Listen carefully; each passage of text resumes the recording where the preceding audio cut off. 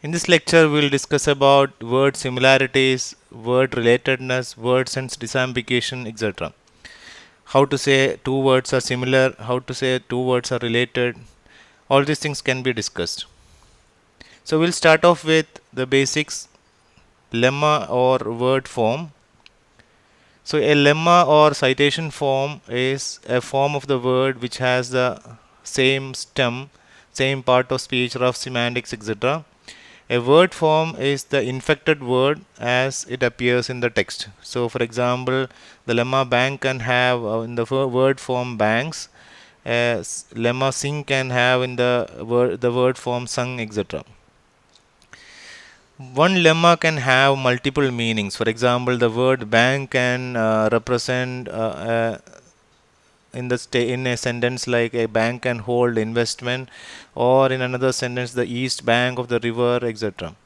So in both these statements, the word bank has got two different meanings or two different senses. So sense or word sense is a discrete representation of the aspect of a word's meaning. So both these sentences, the word bank is representing different things, or it is having different meanings. Homonymy or homonyms are the words that share a form but have unrelated distinct meanings. So, bank, a financial institution, bank, a sloping land, is having the same word. It is the same word that share the same form, but it's having distinct meaning. So that sort of words are called homonyms or homonymy. Bat 1 is a club for hitting a ball. Bat 2 is a flying mammal. So that's another example.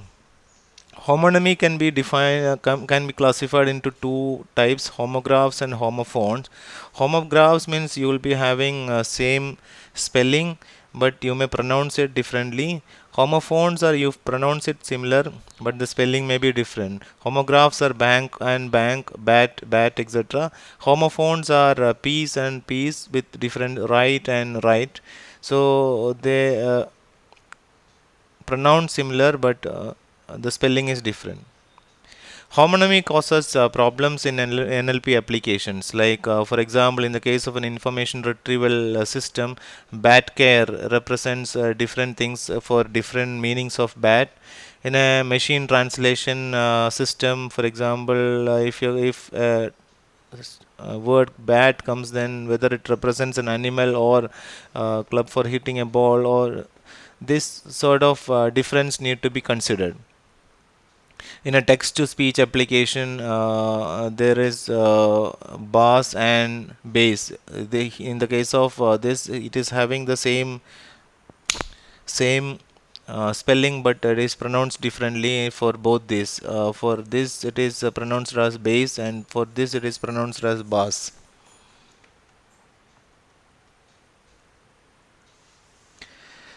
Next is polysemy. Let's consider the two statements. The bank was constructed in 1875 out of local brick. I withdraw money from the bank.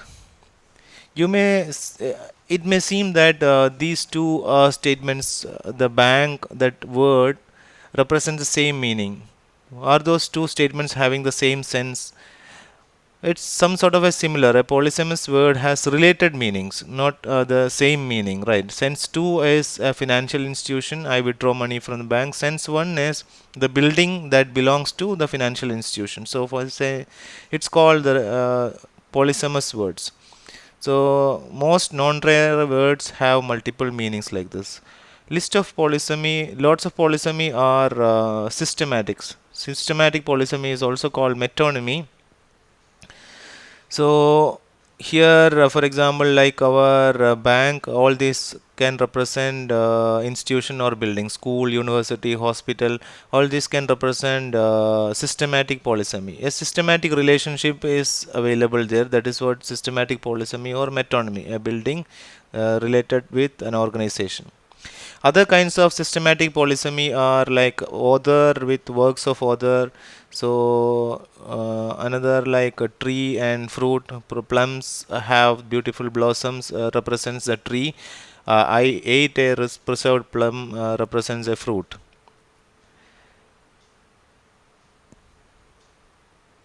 So Kunjuni Master wrote Kilukambatti, or I like Kunjuni Master. So in these two, the one represents the author and the other represents the work of author. So these are called systematic polysemy or metonymy. Now let's see, how do we know that when a word has more than one sense? That's done with a sigma test. For example, let's say there are two senses for the word serve. Which flight serve breakfast? Does Lufthansa serve Philadelphia? So in the first serve, it represents whether the flight serves meal or not. This whether the flight flies to Philadelphia or not. So in the sigma test, what we'll do is we'll combine these two things together and form a sentence. For example, like this: Does Lufthansa serve breakfast in Philadelphia? This statement looks funny. So this means that these are the two different senses of the word serve. Synonyms are the words that have same meanings in all the contexts. For example, couch, sofa, big, large, automobile, car, water, H2O, etc. are synonyms.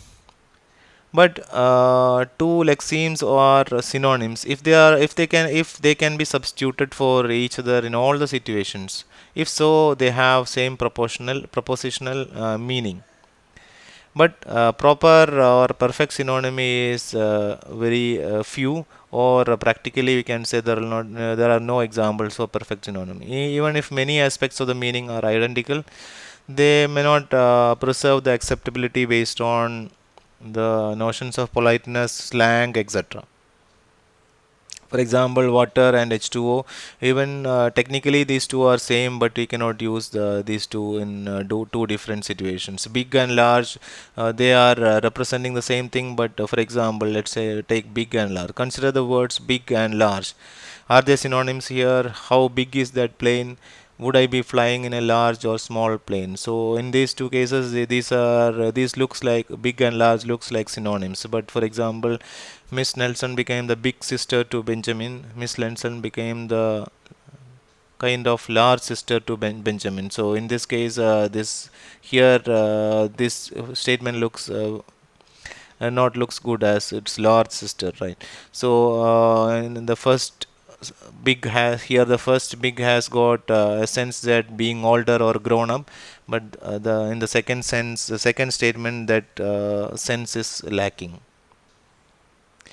Antonyms are senses that are opposite with respect to one feature of the meaning, otherwise, they are very similar. For example, dark, light, short, long, fast, slow, rise, fall, etc. So these are just opposite to each other. More formally, antonyms can be defined as a binary opposition or be at the opposite ends of a scale. So long, short, fast, slow are binary oppositions, or fast, slow means opposite ends of a scale. Or it can be reversives, like rise and fall, up and down, just opposites, or reverse, just reversing. Another important thing is hyponyms and hypernymy. Hyponymy and hypernymy. One sense is hyponym of another if first sense is more specific, denoting the subclass of another. For example, car is a hyponym of vehicle, mango is a hyponym of fruit. Conversely, it is called hypernym, hypernym or superordinate. Hyponym is also called subordinate. So hyponym is subordinate, hypernym is hyper is super. So vehicle is a super hypernym of car, fruit is a hypernym of mango. So superordinate or hypernym, subordinate or hyponym. Hyponymy more formally is extensional or entailment, and hyponymy are usually transitive. Another name for hyponymy is a relationship. Extensional means the class denoted by superordinate extensionally includes the class denoted by the hyponym. Entailment is sense A is a hyponym of sense B if being an A entails being a B, sorry. Hyponymy is usually transitive. A hypo B and B hypo C is A hypo C.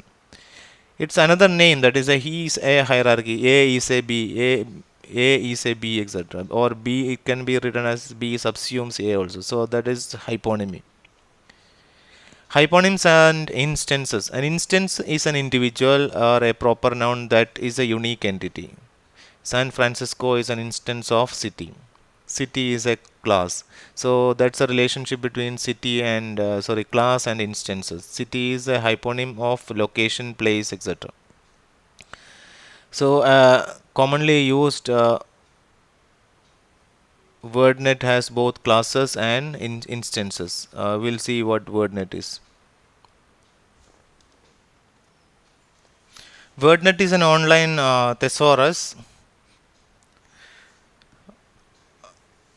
These are the applications of thesaurus. It can be useful in information extraction, information retrieval, question answering, bioinformatics, machine translation, etc. WordNet is actually a hierarchically organized lexical database which is an online thesaurus, and it has got an aspects of dictionary as well. It has got over 100,000 uh, nouns, 11,000 verbs, adjectives, adverbs, etc. So these are the uh, this is an example of senses in WordNet. The sense of the word bass, also pronounced as bass. So it has got 1, 2, 3, 4, 5, 6, 7, 8, 9, 9 senses, noun senses and adjective senses. See here, say sea bass. This has another sense, freshwater bass. This has another sense related to music, etc.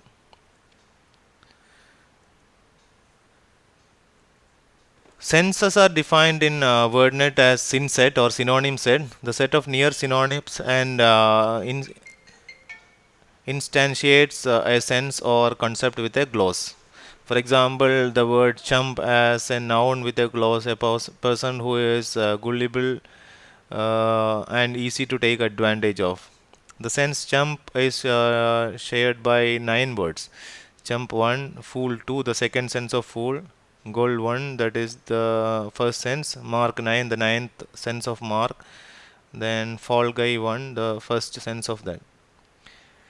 Does each of these senses have the same gloss? Not every senses. For example, sense 2 of gull is an aquatic bird. This is the WordNet hypernym hierarchy for base or bas. Bas is a inheritor hypername you can take, and it will be written like this. This is an adult male singer with lowest voice, is a musician, is a performer, is an entertainer person, and it will go up to object and physical entity. These are the WordNet noun relations specified. Hypernym, hyponym we have seen, then member meronym, that is related to groups and their members, then member holonym, members to their groups, then part meronym and part holonym, it has a part and part of. This is has part and part of. For example, has part means table 1 has legs, and course is course to meal, etc. You can see WordNet here online thesaurus. You can search for a word and you can find this sort of details. And there are Python and Java libraries and WordNet from NLTK toolkit you can use for accessing the WordNet. This is the Java library correspondingly. This is another online thesaurus which represents the medical sort of words from National Library of Medicine. It has got this many entries and this many biological headings, biomedical headings. For example, hemoglobin. Hemoglobin is you search for this word hemoglobin, then you may get these many things like you will get the synonyms and its definition. Now let's look at word meaning and similarity. When we say that two words are similar, the measurement synonymy is a binary relation. Two words are either synonyms or not. That is, a looser matrix is similarity or distance. Two words are more similar if they share more features of the meaning. So this is what we usually look at similarity or distance. But synonymy is actually a binary relation. Similarity is a properly a relation between senses rather than words. Similarity is a relationship between words. For example, the word bank is not similar to the word slope. Even the word bank is the word bang is not similar to the word slope, but the sense of the second sense of the word bang is related to the is similar to the slope 5 means fifth sense of the slope. So like that, bang 1 is similar to the fund 3. So like that, similarity or similar that relation is between the senses. But we'll be using the similarity between words as well in our practical applications. Similarity of words or similarity of senses is very much useful in many applications like information retrieval, question answering, machine translation, etc. For example, in machine translation, if you would like to if you would like to translate from one language to another, then the sense of that word is or similar words can be identified. Then natural language generation is another area. Then another area is automatic essay grading, plagiarism detection, etc. So many applications are there for this word similarity. There is a difference between word similarity and word relatedness actually. Similar words are near synonyms or something like car and bicycle. They are similar, but there can be words that are related in some way like car and petrol. They are not similar, but they are related. So that is the difference between word similarity and word relatedness. The two classes of similarity algorithms are thesaurus based algorithms and distributional algorithms. So these are some of the thesaurus-based algorithms: path-based similarity, information content similarity, Rusnik method, Decan-Link method, extended Lesk algorithm, etc. Distributional algorithm is term context matrix method. Next we will see word sense disambiguation. So here the task is to disambiguate, that is, given a word and its context, determine which sense it is. So given a word and you are given with a context, you would like to find out the or disambiguate the sense. The word may be having multiple senses. You would like to say which sense that word is used there. For example, use of word sense disambiguation in machine translation. For example, let's say you are going to translate the word play in English to Spanish. So play the violin and play the tennis. These are the two statements. So in Spanish, in these two situations, this play is this word is used in differently. So while translating, you should know the what you call the sense of this word. So this means the sense of the or it is the play the violin means it is one sense and play tennis means it is another sense. So it can be tokar and it can be gugar. Other uses are in accent restoration, text to speech generation, spelling correction, capitalization restoration, etc. So, for example, accent restoration, let's say you have a word COT, it can be coat, etc. So, for restoring the accent, you can use the sense. So, based on that sense, you can use that. So, text to speech generation, for example, a word led, it can be pronounced as lead or lead. So, based on the sense, you can specify how to pronounce it.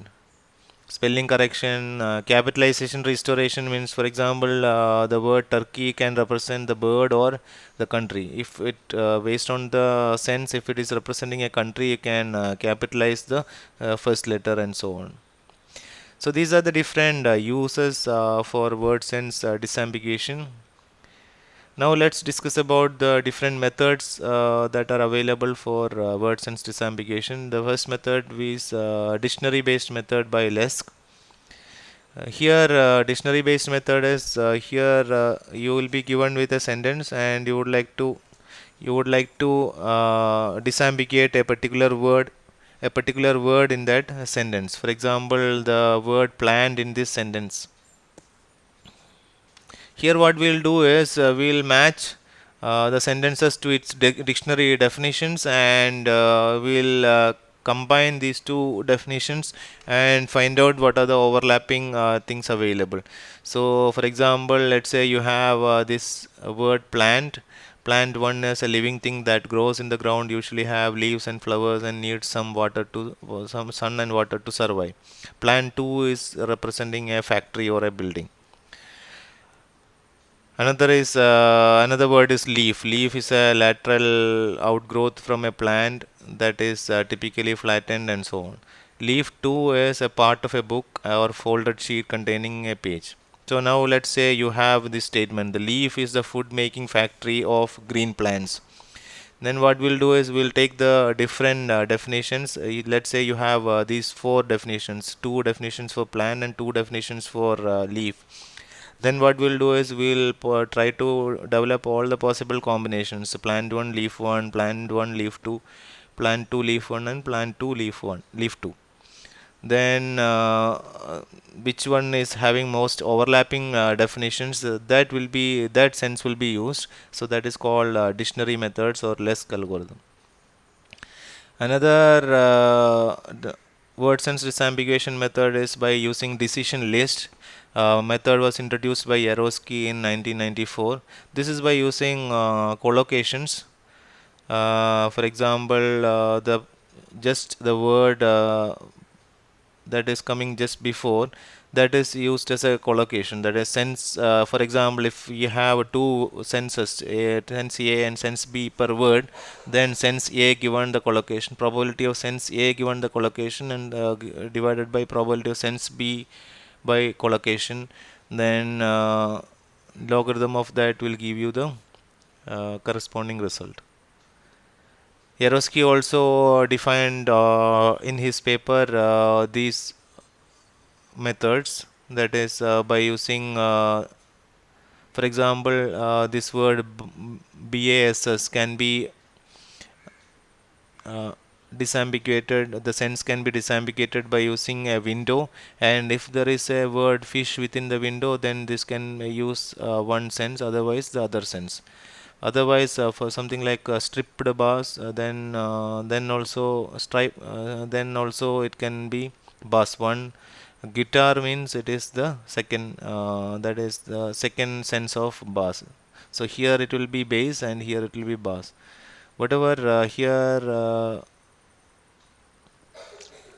this is one method, that is within that window, within some particular portion, if this word appears, then this is by using a previous or next word. You can use more classification features for disambiguating a word sense, that is by using adjacent words, that is collocations, something like chocolate bar, bar exam, bar stool, bar fight. So all these things represents different. In this case, bar and the first bar and second bar are representing different things, right? And the third is another. So chocolate bar, bar exam, and bar stool. All these are different things. The position of the word is also important. The position of the word in the sense plant pesticide versus pesticide plant. In this case, the first sentence, it represents a plant, a living plant, and here it represents the plant represents actually a factory. Then the adjacent parts of speech, the adjacent words, POS tags, nearby words like a window within 10 words, or syntactic information like what is the object of the verb or the topic of the text itself. Usually in a complete document, a particular word will be representing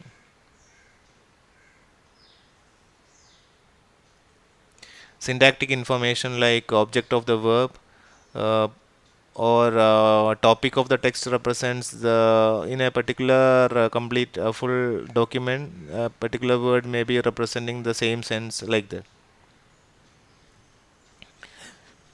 This is another method, that is by using normal classification methods. For example, the memory based k nearest neighbor method.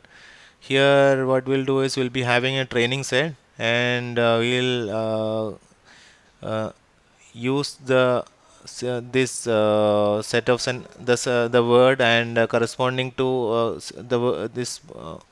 the word which we need to disambiguate and its environment with the training set what we have, and based on that we find the k most similar examples and return the majority of the class. For example, this belongs to red belongs to one class and this blue belongs to a second class.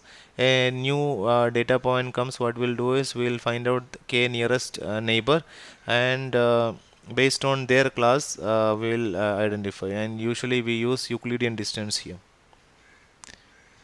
Another method is by using bootstrapping. Here we start with two sensors and seeds for each sense. So we'll start off with two sensors and use these seeds to label the data and use a supervised classifier, something like decision list, and add some newly labeled examples to the training data, and we'll build on top of that. So we'll start off with seeds and we'll build on top of it. So that is another method. The two principles in bootstrappings are one sense per collocation, one or one sense per discourse, the entire document. This is some of the training data that is available that we can use for our project or research purposes. SenseVal or SemScore. This contains lexical samples and different words, and it is available in many languages.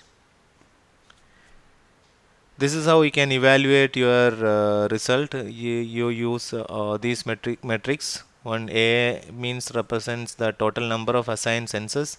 C represents the number of words assigned with the correct senses, and T is the number of test words. So we'll use the normally precision and recall values here for evaluation. Precision equal to C by A and recall is C by T. And this is the general results which is available. The current state of the art algorithms are going to give 77%, 77 precision and 77 percentage recall, and still a long way to go. That is 97 is the gold standard for a human lexicographer. This is the standard. And for a most common sense, like the most frequent tagger which we have seen in the case of POS tagging, the most common sense is by using that you may get 57 precision and 50 recall. That's decent, but depends upon the domain. So this is about the current results which you can expect by doing an experiment. So that's about word sense disambiguation. In a particular sentence, a word may be having multiple senses. So a word can have multiple senses, and based on the current situation, you would like to identify which sense is correctly fitting to that word for that time. So that's about word sense disambiguation. Thank you.